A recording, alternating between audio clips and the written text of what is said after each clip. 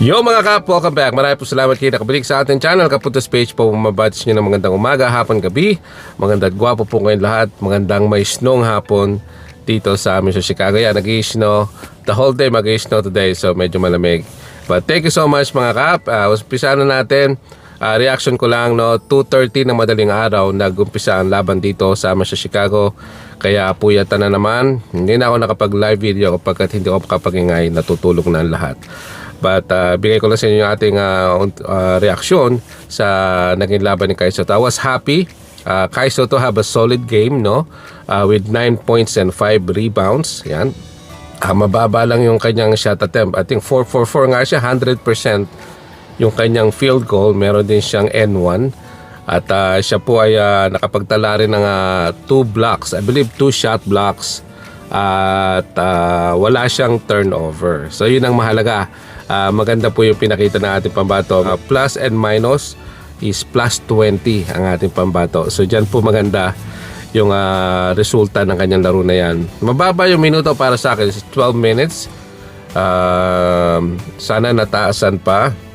Hinihintay ko siya, no? Yung puyat na puyat ka, tapos mag-aalas 4:30 na, mag-aalas 5 na, hinihintay mo yung pambato ipasok pa sa huli, hindi na po na ipasok. And kahit no, yung muntikan na silang mahabol, yung kanilang paint area ay pinapasok, inaatake ng kalaban, ay hindi na nag-adjustment itong kanilang coach na ipasok si Kai Sotto para maprotektan kasi may shot block si Kai Sotto. So nakita nyo naman yung mga contested shots. Kung mapapanood nyo yung replay, ay nahihirapan po makiscore yung mga kalaban kapag contested shot ni Kai Sotto.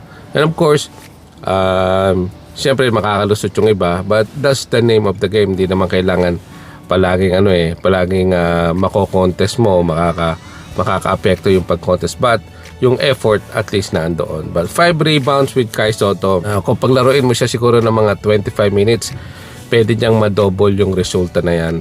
Yun nga lang, no, hindi tayo satisfied sa minutes na binibigay kay Kai Sotto. I'm not sure kasama ba yan sa loan na ibinigay sa kanila.